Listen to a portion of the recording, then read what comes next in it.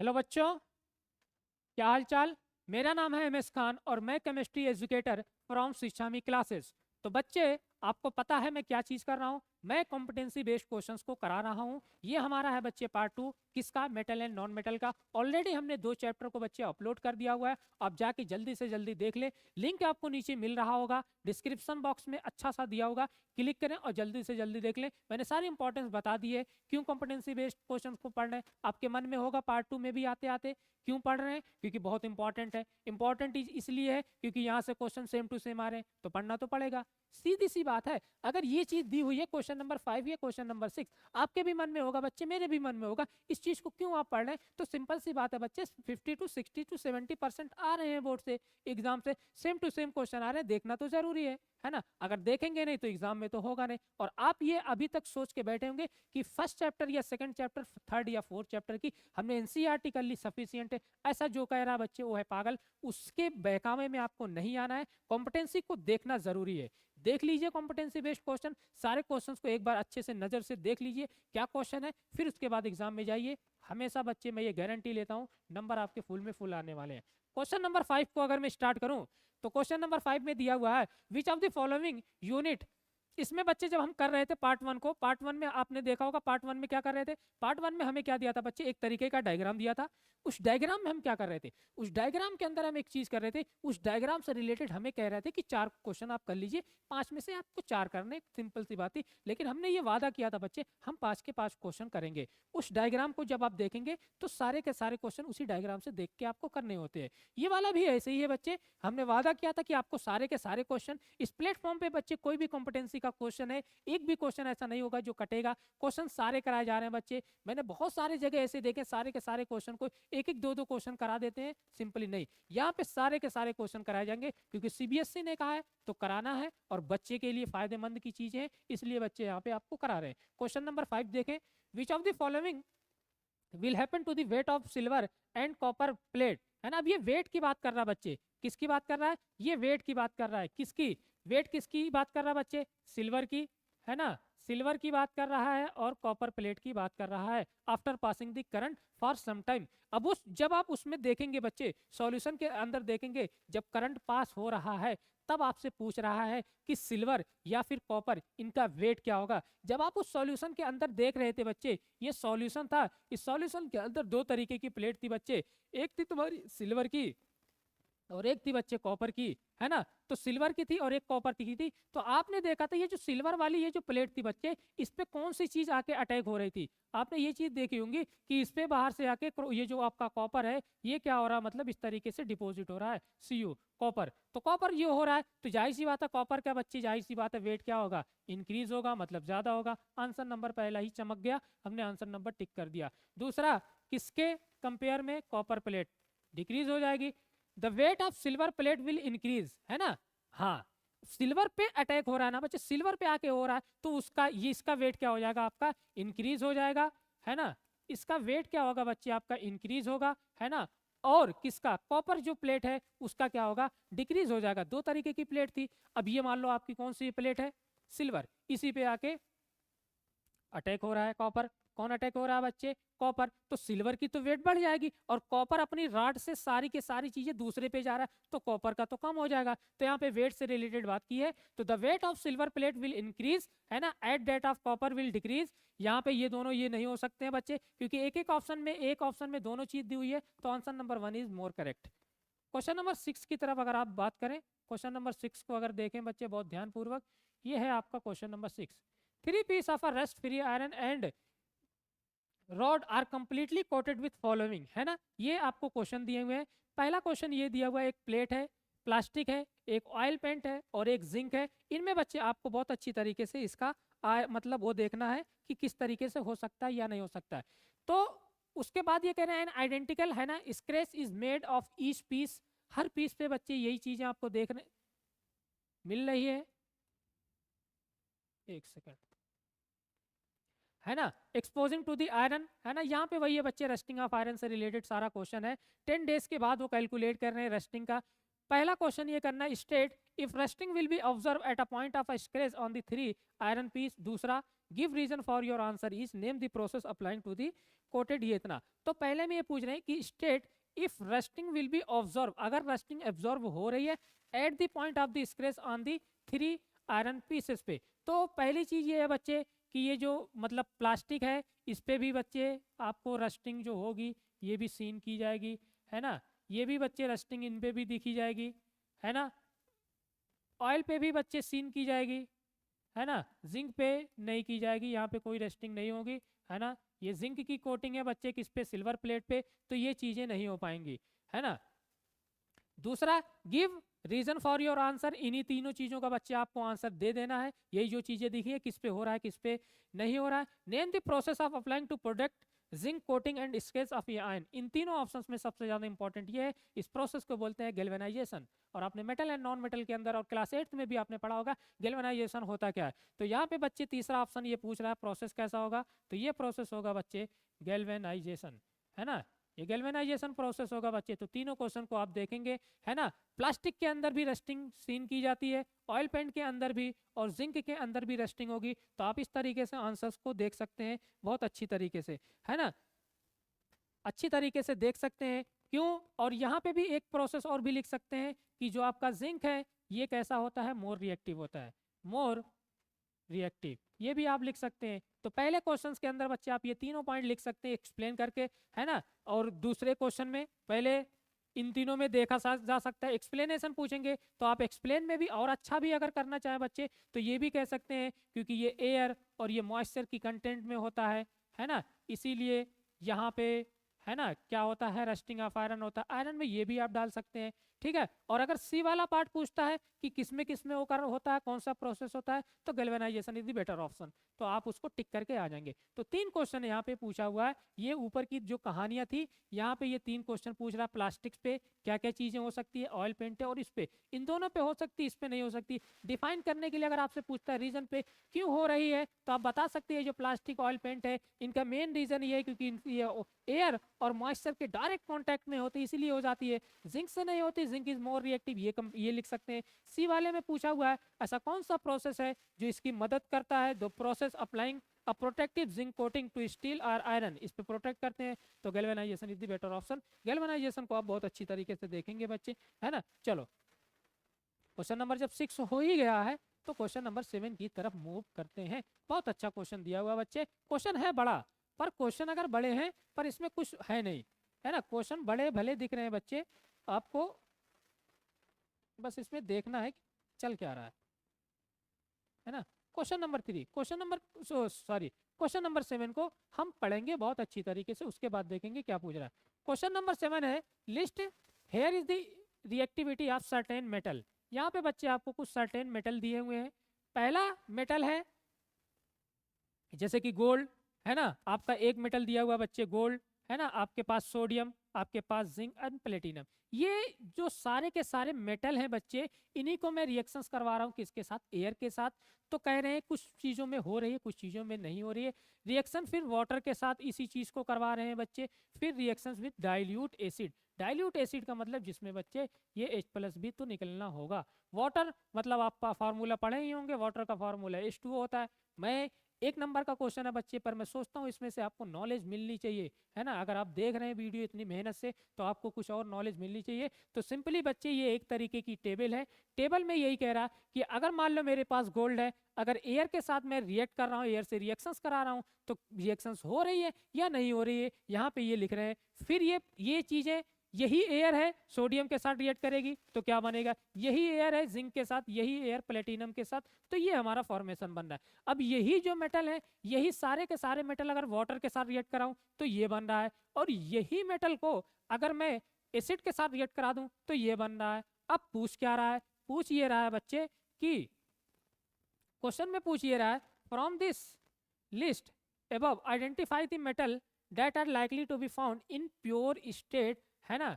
किसकी स्टेट में पूछ रहा है बच्चे, प्योर स्टेट की फॉर्म में पूछ रहा है कि कौन सा ऐसा मतलब मेटल है जो प्योर स्टेट की फॉर्म में पाया जाता है ना। प्योर स्टेट, है ना, इन दी अर्थ क्रस्ट, अर्थ क्रस्ट के अंदर जो प्योर स्टेट में पाया जाता है। तो बच्चा आप ये पहली चीज तो ये देख लें कि अगर जिसमें रिएक्शंस नहीं हो रही है, ये देख लें कि किस किस में रिएक्शंस नहीं हो रही है ना। तो अगर देखा जाए गोल्ड, गोल्ड एक तो बच्चे ये प्लेटिनियम है, प्लेटिनियम में तो कोई भी रिएक्शंस हो ही नहीं रही है, अगर रिएक्शंस नहीं हो रही तो उसी फॉर्म में हो पाएगी।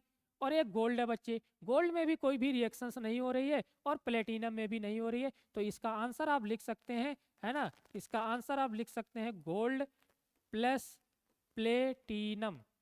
इसका आंसर लिख सकते हैं बच्चे बहुत अच्छी तरीके से, गोल्ड एंड प्लेटिनम, है ना। गोल्ड एंड प्लेटिनम जो है बच्चे ये दो ऐसे मेटल हैं, है ना, जो ये प्योर स्टेट के अंदर पाए जाते हैं इन द अर्थ क्रस्ट। तो ये क्या करते हैं बच्चे, ये रिएक्शंस में पार्टिसिपेट नहीं करते हैं, है ना, तो डेट्स वाई इसका आंसर आप लिख सकते हैं गोल्ड एंड प्लेटिनम। ठीक है ना। चलो, जैसे ही मैंने क्वेश्चन नंबर 7 को करके हम क्वेश्चन नंबर 8 की तरफ बच्चे क्या करेंगे, मूव करेंगे। क्वेश्चन नंबर 8 को सबसे पहले आप देख लें, एक बार स्क्रीनशॉट भी ले सकते हैं क्वेश्चन नंबर 8 में, है ना। क्वेश्चन नंबर 8 में दिया हुआ बच्चे द ब्लू कलर, यहाँ पे आप देख सकते हैं, हाँ, क्वेश्चन नंबर चेंज में एक ब्लू कलर सॉल्यूशन दिया हुआ बच्चे, ये कहानी दी हुई है सल्फेट सॉल्ट की, है ना, of metal W is taken in a beaker, एक बीकर में लिया गया है। मेटल प्रोड्यूस, वही जो मेटल प्रोड्यूस है X Y Z are added one by one, है ना, आफ्टर टू अदर बीकर में, the colour change occurring in the solution are shown below. ये सारे के सारे बच्चे आपके पास ये कलरिंग चेंज हो रहे हैं, है ना। अब तुमसे पूछ क्या रहा है, क्वेश्चन यहाँ से पूछ रहा है, आस्क, आस्किंग यहाँ से हो रही है बच्चे, स्टेट व्हाट कलर चेंज, क्या ये कलर चेंज हो रहा है, if any will occur if metal X is again added to the green solution in the beaker explain why. तो सबसे पहले ये पूछ रहा है क्या इसमें एक्स का जो कलर है या फिर कलर इसमें से जो पूछ रहा है ये कलर चेंज हो रहा है या नहीं। तो बच्चे कलर चेंज नहीं होगा, है ना, नो कलर विल चेंज अकर, यहाँ पे कलर चेंज नहीं होगा, क्यों नहीं होगा। फिर यहाँ पे बच्चे मैं आपको बताऊं, अगर जिस बच्चे को ये चीजें याद होगी रिएक्टिविटी, उससे ये आंसर निकल जाएंगे, ये रिएक्टिविटी, है ना, ये रिएक्टिविटी। तो सबसे पहले अगर ये पूछे कलर चेंज होगा तो नो, है ना, नो कलर चेंज अकर, कलर तो चेंज नहीं होगा। क्यों नहीं हो रहा है बच्चे, क्यों नहीं हो रहा है, क्योंकि जो भी मेटल एक्स है बच्चे ये क्या है, ये एक लेस रिएक्टिव है एज कंपेयर टू जेड, है ना। किससे, मेटल जो है ये एक्स जो है बच्चे ये कैसा है, लेस रिएक्टिव है एज कंपेयर टू जेड। दो टाइप के मेटल है बच्चे, एक जेड भी है और एक एक्स भी है, जो अगर लेस रिएक्टिव होगा तो डिस्प्लेस कैसे करेगा, डिस्प्लेस करेगा ही नहीं, तो कोई कलर में चेंजेस ही नहीं होंगे, सिंपल सी आंसर है। यही चीज आपसे पूछ रहा है उस मेटल और उसका चेंजेस करेगा या नहीं, तो आप सिंपल आंसर लिख सकते हैं बच्चे। आस्किंग यहीं से है, क्वेश्चन यहीं से आपसे पूछा जा रहा है और इस क्वेश्चंस को करने के लिए रिएक्टिविटी सीरीज बहुत इंपॉर्टेंट है। तो कोई कलर चेंज यहाँ पे नहीं हो पा रहे हैं, क्यों नहीं हो पा रहे हैं, अब लिख सकते हैं X is less reactive metal as compare to Z. क्यों क्यों नहीं हो पा रहे, क्योंकि ये लेस रिएक्टिव मेटल है एज कम्पेयर टू एक्स। जो चीजें मैं बोल रहा हूँ बच्चे आप उसको लिख भी सकते हैं, यहाँ पे अगर आपको नहीं वो लग रहा है कि राइटिंग थोड़ी वैसी है तो आप बहुत अच्छी तरीके से लिख सकते हैं, जो चीजें मैं बोल रहा हूँ वही उसका आंसर होगा। और चीजों को बताने का रीजन ये है बच्चे, आंसर शीट में तो आंसर दिए हुए हैं पर बच्चे यहाँ पे कॉन्सेप्ट है, अगर ऐसे टाइप का क्वेश्चन आता है तो किस हिसाब से, ऐसा कौन सा कॉन्सेप्ट था जो यहाँ पे यूज होता है बच्चे, तो ये रिएक्टिविटी सीरीज का कॉन्सेप्ट यूज होता है, आप इस तरीके से देख सकते हैं। दूसरा क्वेश्चन है, हाँ, अ पीस ऑफ, ये क्वेश्चन नंबर 9 नहीं करना है बच्चे, आपको क्वेश्चन नंबर 10 करना है ना। क्वेश्चन नंबर 10 को बहुत अच्छी तरीके से करना है। रीड द फॉलोइंग स्टेटमेंट, है ना, रीड द फॉलोइंग स्टेटमेंट। ठीक है सर, हमने रीड कर रहे हैं फॉलोइंग स्टेटमेंट जो दिया हुआ है। Stainless steel does not rust, ये रस्ट नहीं करता है। आयरन निकल एंड क्रोमियम फॉर्म एलॉय, है ना। तो सबसे पहले पूछ रहा है ना, does statement Q present a valid explanation for statement P, क्या ये जो क्यू वाला जो है ये वैलिड एक्सप्लेनेशन है पी का, है ना। Justify your answer, stainless steel does not rust, क्या ये रस्ट करता है या नहीं करता है। आप इसे देखें बच्चे बहुत अच्छी तरीके से, क्वेश्चन को बहुत अच्छी तरीके से पहले आप पढ़ लें, है ना, कि इसके अंदर होगा या नहीं होगा। आपको इस तरीके से देखना है कि होता है या नहीं होता है। होता है, यस होता है, इसके अंदर स्टील का ये जो फॉर्मेशन है, यस यहाँ पे क्या होगा बच्चे, यहाँ पे रस्टिंग का फॉर्मेशन होता है। और ये जो नीचे वाली जो चीज दी हुई है ये इस चीज का ये है कि ये क्या करते हैं बच्चे, एलॉइंग में क्या करते हैं, ये मदद करते हैं, है ना, ये क्या करते हैं, एलॉइंग में ये क्या करते हैं, मदद करते हैं, कॉपर, निकिल एंड क्रोमियम, है ना। तो ये क्या करते हैं, एलॉइंग में बहुत मदद करते हैं। तो छोटा छोटा सा आंसर है, आप इस तरीके से देख सकते हैं, है ना। क्वेश्चन को बहुत अच्छी तरीके से देखेंगे, है ना।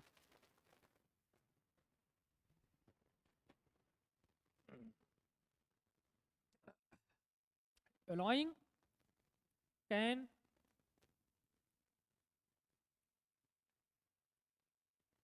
चेंज दी मेटल, इनकी प्रॉपर्टी भी चेंज हो जाएगी। आपने बहुत सारी चीज़ें पढ़ी होंगी बच्चे, तो सिंपल सिंपल सा आंसर पूछ रहा, आप सिंपल सिंपल आंसर दे के यहाँ पे ख़त्म करें, आगे की तरफ अपना बढ़ जाएं। दूसरा, यहाँ पे ये कह रहे हैं एक टीचर है बच्चे, वो ask a teacher ask her student to identify weather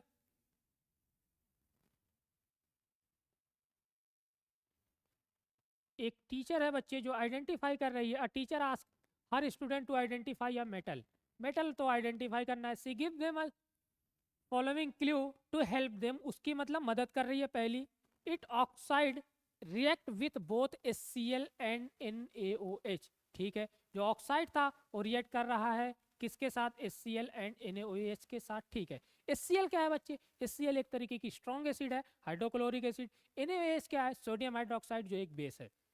दूसरा क्वेश्चन है, दूसरा ये पी कह रहे हैं, ये क्लू हमें दे रहे हैं, it does not react with hot और cold water but react with steam, है ना। तीसरा, it can be extracted by electrolysis of store. तो पहला क्वेश्चन ये कह रहे हैं बच्चे, क्या पहला क्वेश्चन ये कह रहे हैं आइडेंटिफाई दी मेटल, कौन सा ऐसा मेटल होगा, कौन सा ऐसा मेटल होगा। जब ये सारी चीजें आप कर रहे हैं तो इस मेटल के अंदर आप लिखेंगे बच्चे एल्युमिनियम। एल्युमिनियम ही एक ऐसा मेटल है बच्चे जो रिएक्ट करता है, या फिर ऑक्साइड से रिलेशन बनाएगा, या फिर एसिड से बनाएगा, रिएक्ट भी करेगा, सारी चीजें ये एल्युमिनियम कर सकता है। Right the chemical equation for the reaction of metal with HCl and respectively, है ना। इट्स ऑक्साइड, उसका ऑक्साइड होगा तो एल्युमिनियम के ऑक्साइड ले लें बच्चे आप सिंपली। तो ऑक्साइड की बात कर रहा है तो एल्युमिनियम के ऑक्साइड हो जाएंगे, कौन से, Al2O3, ये इसके ऑक्साइड हो गए। अब इसी एल्युमिनियम के ऑक्साइड को तुम्हें रिएक्ट करना है किससे, HCl के साथ भी रिएक्ट कर दो, और इसी एल्युमिनियम के ऑक्साइड को किससे रिएक्ट करना है बच्चे, NaOH। आपको ये कह रहे हैं कि बता दो प्रोडक्ट में क्या बनेगा, तो Al2OCl तो कर रहे हैं बच्चे, तो यहाँ पे ये आपका बनेगा AlCl2 प्लस H2O। यहाँ पे भी आप बना सकते हैं बच्चे, यहाँ पे बन जाएगा आपका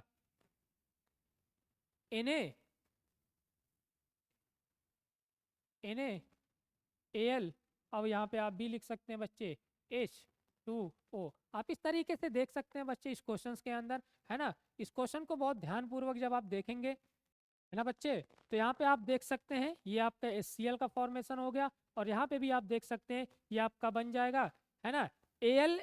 ये जो रिएक्शन है बच्चे ये आपकी एसिडिक है, एसिडिक में जब आप लिख रहे हैं तो ये आपका बन रहा है कौन सा, है ना, Al2O3 में जब आप देख रहे हैं तो ये आपका बन रहा है AlCl, और यहाँ पे आपका बन गया H2O। इसमें जब आप बन रहे हैं बच्चे NaAl लिख सकते हैं, उसके बाद जो आपका ये बन रहा है ये आप लिख सकते हैं H2O, इस तरीके से भी आप लिख सकते हैं। उसके बाद आपसे पूछ रहा है बच्चे what would happen if the metal reacted, ये है ना आयरन, तो इसमें ये क्या होगा बच्चे, ये जो आयरन है ये क्या करेगा, ये डिस्प्लेस कर देगा, है ना।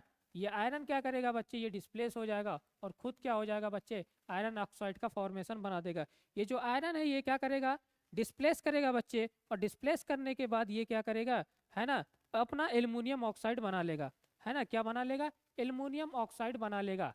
क्या बना लेगा, एल्युमिनियम ऑक्साइड। यहाँ पे भी बच्चे रिएक्टिविटी सीरीज आ रही है तो आप बहुत अच्छी तरीके से ध्यान देना, एल्युमिनियम ऑक्साइड बनाएगा, है ना।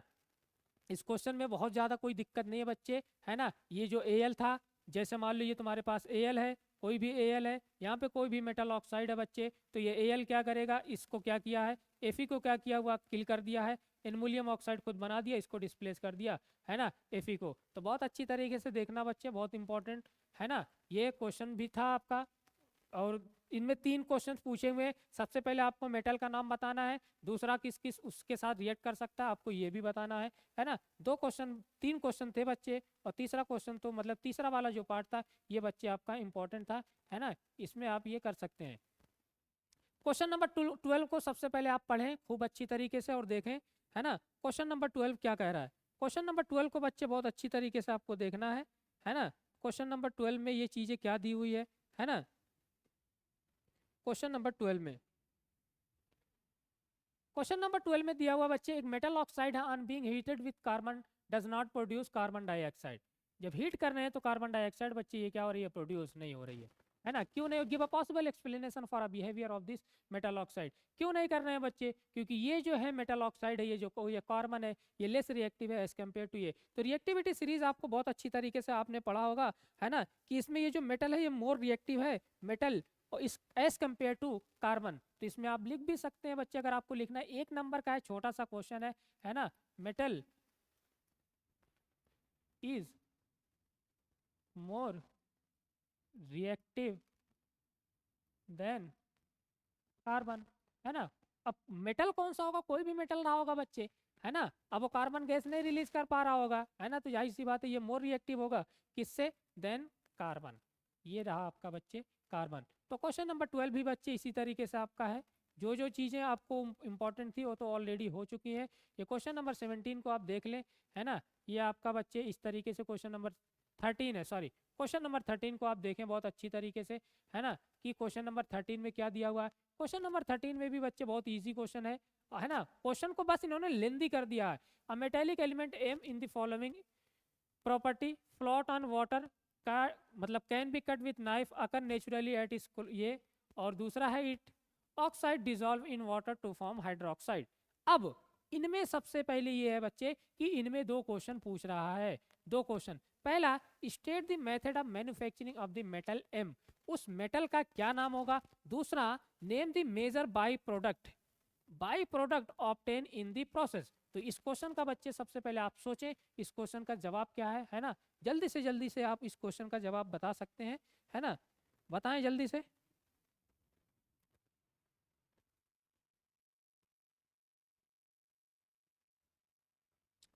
है ना, कौन सा ऐसा मेटल होगा, स्टेट दी मेथड, कौन सा ऐसा मेथड था बच्चे जिसमें अपन मेटल को वो करते हैं। ये आपने पढ़ लिया बच्चे, आपको बताना है ना। तो इसमें क्या करते थे बच्चे, इसमें अपन क्या करते थे, इलेक्ट्रोलाइसिस, इलेक्ट्रोलाइसिस ऑफ मोल्टेन, इस चीज का करते थे बच्चे, क्लोराइड का, है ना।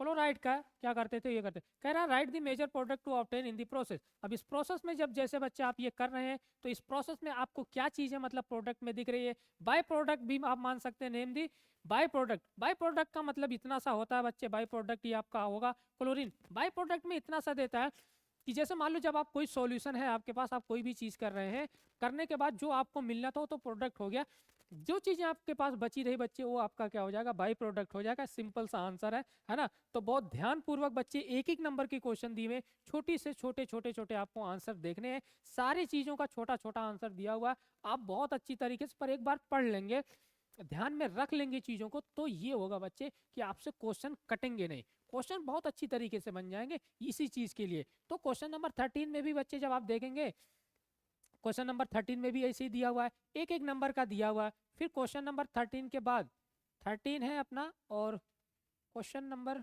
हाँ, क्वेश्चन नंबर 13 ही है बच्चे। इस चैप्टर के अंदर क्वेश्चन नंबर 13 क्वेश्चन हो चुके हैं आपके, है ना। जैसे इन सारी चीज़ों में, अब ये सारे के सारे जो आप क्वेश्चंस करेंगे बच्चे, इन सारी चीज़ों में एक ही चीज़ मुझे अच्छी दिख रही है, जो इसमें रिएक्टिविटी सीरीज से ज़्यादातर क्वेश्चन बच्चे ये सारे के सारे क्वेश्चन सॉल्व हो रहे हैं रिएक्टिविटी सीरीज से। तो बहुत अच्छी तरीके से बच्चे आप रिएक्टिविटी सीरीज को पढ़ के जाना।